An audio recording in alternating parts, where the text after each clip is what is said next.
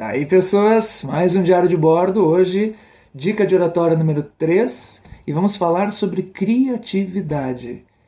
Pessoas, existe método para criatividade. Criatividade não é algo que surge espontaneamente. Ah, meu Deus, eu sou criativo, saio lá, escrevo qualquer coisa, falo qualquer coisa e pronto, virei o criativo.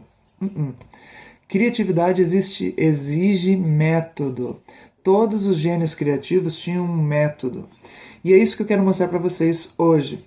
Mas antes disso, vamos fazer o marketing do melhor curso da região de oratória, que chama-se Academia de Palestrantes. Sim, é o melhor, o mais completo. Ele tem 48 horas. É um curso em que a gente filma no início e no fim do curso, você pode perceber o seu desempenho. É um curso com um sujeito que é professor, que é trainer em programação neurolinguística, que estuda esse negócio de oratória há muitos e muitos anos e que percebe a oratória não só como um conjunto de regras e técnicas, mas como comunicação. Nesse curso você não vai ser um grande orador só. Muito mais do que isso, você vai ser um grande comunicador. Ok? Isso se você fizer o curso. Isso se você estiver lá em todas as aulas, bonitinho, anotando e mais do que isso, praticando. É um curso prático. Então você vai ter a oportunidade de treinar, treinar, treinar e treinar. Beleza? Muito bem. Cá estamos então. Vamos lá. Estava eu ontem lendo em sala de aula este livro, A Estratégia da Genialidade. Livro do Robert Dilts. Robert Dilts é o maior escritor na área de neurolinguística. E o Robert Dilts, neste livro, na verdade é uma série de 3 livros, esse é o primeiro, ele fez aquilo que em PNL chama-se de modelagem. O que é a modelagem? Ele descobriu a estrutura de comportamento para você se tornar um gênio. Por isso a estratégia da genialidade.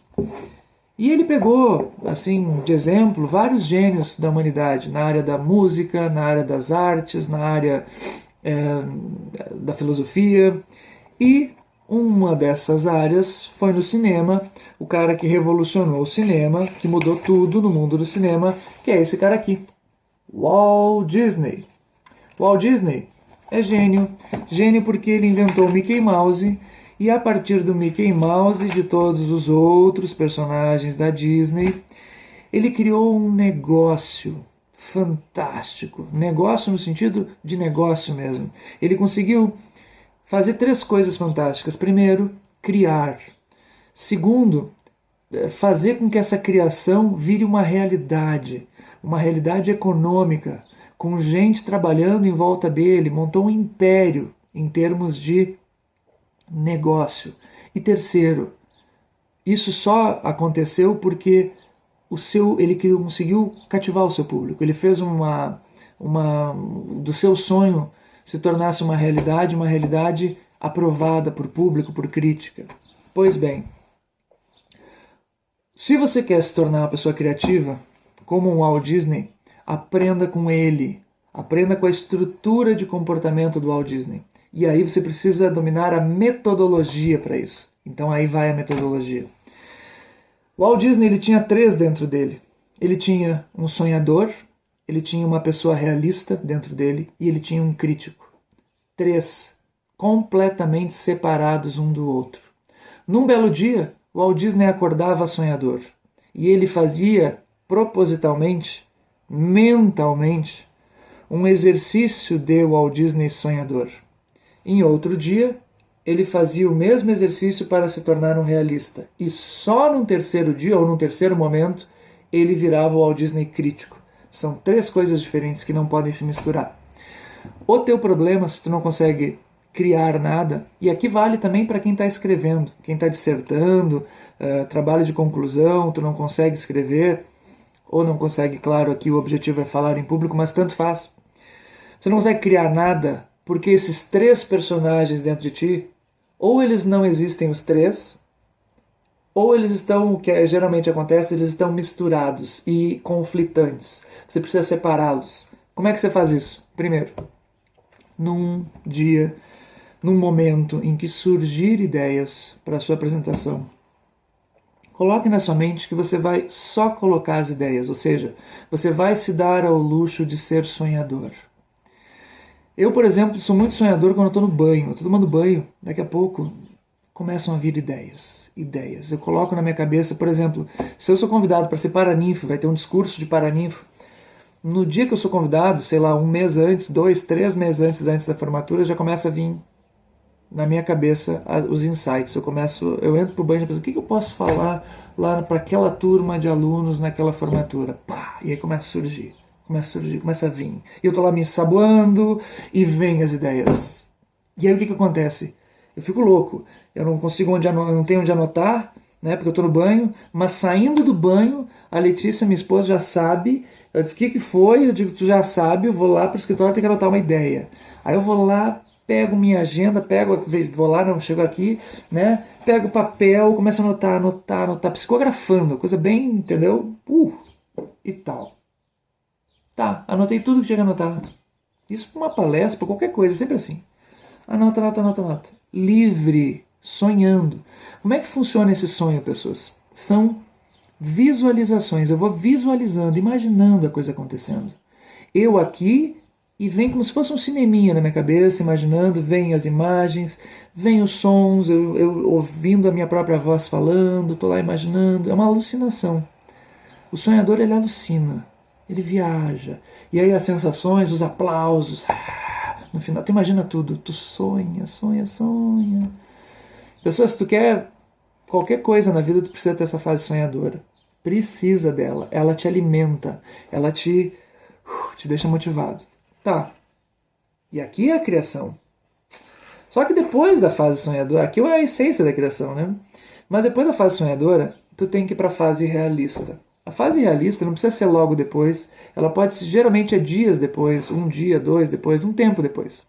Que é quando tu pega, se senta com uma folha de papel, aí sim com uma disciplina, e começa a planejar. É o que no mundo do cinema, né, no mundo do Walt Disney, é o storyboard. Storyboard é você colocar cena a cena, né, você separar o filme, né, o seu projeto, e enquadrar ele passo a passo. Então, assim, em termos de falar em público, você vai colocar, né, as partes, vai ter um começo, um meio, um fim. No começo, será que é interessante? Como é que eu vou contar essa história? Como é que eu vou fazer essa leitura? Não importa como é que for. Eu tenho aqui um trecho do livro, por exemplo, né, eu quero fazer uma citação do Walt Disney. Então, em que momento eu vou ler essa citação do Walt Disney? Não sei. Você vai estruturando isso e vai pensando passo a passo a emoção que você quer gerar no seu auditório, aquilo que você quer que aconteça. Para fazer isso, preste bem atenção. Na fase realista, você vai projetar, você vai fazer duas coisas. Duas. Primeiro, você vai planejar a sua palestra do começo, meio e fim. Se é um trabalho de conclusão, você vai planejar o começo, meio e fim com o seu orientador. Por isso que é importante planejar o sumário, né? Você vai fazer como se fosse o sumário do seu trabalho de conclusão. Né? No caso de uma palestra, você vai fazer uma espécie de sumário, colocando ali, tendo a visão geral. E aí, dentro do realista, você tem que fazer o seguinte: se imaginar fazendo, se imaginar apresentando. E isso é fundamental. Se imagine entrando dentro da história, associado, ou seja, tenha a, a coragem de se imaginar, de fantasiar dentro da história. Tá? Muitas pessoas têm preguiça de ensaiar. Não, é fundamental ensaiar. Então entre na história. Em outro diário de bordo eu vou falar só sobre ensaio. Tá? Mas entre na história e ensaie. Esta é a fase realista. Terceira fase. Só depois de você ter passado pela fase do sonhador, pela fase do realista em que você entrou na história, você vai, de um modo distante, se colocar na posição do público. A chamada terceira posição em PNL. Você vai se colocar na posição do público, como uma pessoa, como um crítico mesmo, apreciando e imaginando a tua palestra, do início ao fim. Quando tu te coloca na posição do público, aí sim tu vai começar a prestar atenção nas falhas, nos defeitos, né, de dicção, nos problemas de escrita. Quando você está lendo um trabalho de TCC, você vai observar o que está errado, escreveu assim, escreveu assado, né, tá faltando uma referência. Só nessa terceira fase. Qual é o teu problema, provavelmente, quando tu vai querer ser criativo? Se tu é aluno do direito, pior ainda. Porque o aluno do direito ele é muito treinado para ser crítico, para achar problema no discurso dos outros. Ele tem aquele treinamento, né, de achar defeito na argumentação dos outros, pelo fato do direito ser feito à base de argumentação. O que acontece? Se você se torna um debatedor compulsivo, né, você procura crítica o tempo inteiro e faz isso para você mesmo. E pior, faz isso para você mesmo na fase errada. É importante ser crítico, mas na hora certa. O que as pessoas costumam fazer? O sujeito começa a sonhar, está na fase sonhador, está lá feliz, meu Deus, estou aqui. Só que no momento em que surge a ideia, o cara já surge dentro dele o crítico. Não é bom. Então talvez, quem sabe eu vou falar sobre, sei lá, pensa num tema aí, né, direito constitucional, vou falar sobre poder constituinte. Não, poder constituinte não é bom. E aí, destrói. Cada vez que surge um tema, tu já começa a destruir. Começou a sonhar, o teu senso crítico pega um tijolo, e toca no teu sonho. E esse é o maior problema. Mesma coisa quando tu vai fazer uma dissertação. Tu começa a escrever e tal, colocar tuas ideias, fase sonhadora, e eis que eu conheço alunos que vão escrevendo e ao mesmo tempo já vão querendo corrigir. Porque eu escrevi essa palavra errada, eu preciso corrigir. E aí não desenvolve a coisa. Criatura, ordena o teu lado crítico, deixa ele de canto. Primeiro sonha, depois coloca o teu plano de metas, projeta as tuas metas, projeta em etapas, vive aquilo ali, imagina-se vivendo aquilo ali, só depois tu começa a criticar. Tu vai ver que fazendo isso, tu já ordenou, tu colocou uma metodologia na tua mente para que o teu comportamento seja criativo e sonhador, seja um realizador, projetando, planificando aquilo que tu quer fazer, e só depois tu critica. Ok? Até a próxima.